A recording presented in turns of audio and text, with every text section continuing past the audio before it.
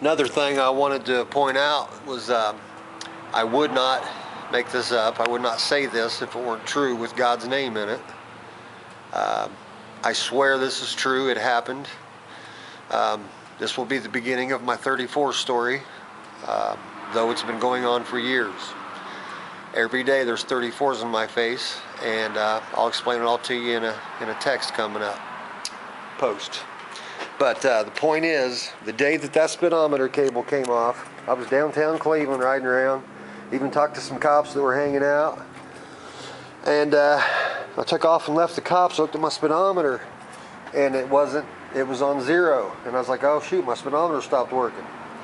Well, next day I get home and I see that cable laying on the ground, realize I could have died. If that edge of that cable would have got caught in the pavement, turned to my wheel, could have wrecked me on the bike and killed me in a heartbeat, but it didn't.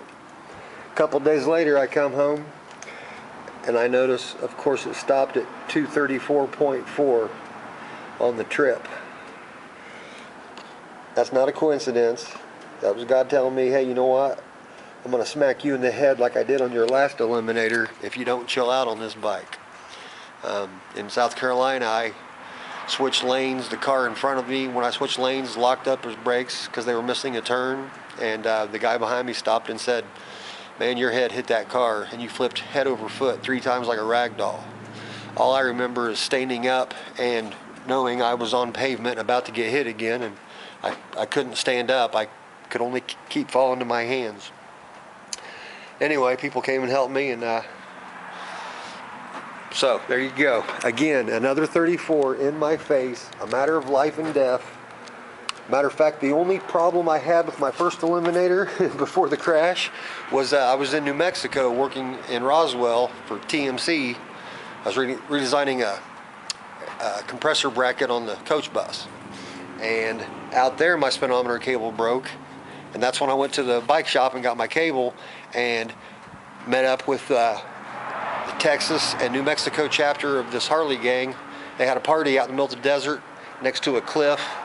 There was a stream running around the cliff, a grassy yard. They had food carts, crazy women running around all night. They had bands, they had steak at night and eggs in the morning.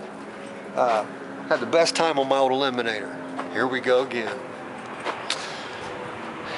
Ketra, also, Ketra.